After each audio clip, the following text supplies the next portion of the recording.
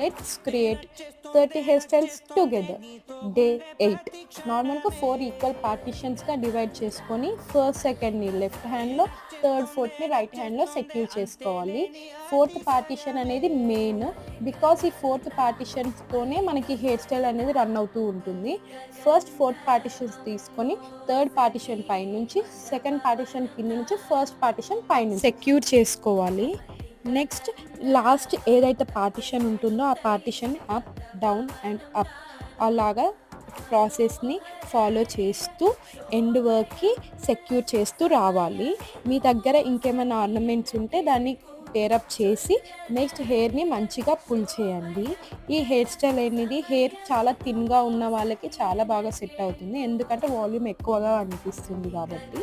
Next ఇలాంటి మంచి మంచి హెయిర్ స్టైల్స్ కావాలి అని అనుకుంటే you can checkout the page.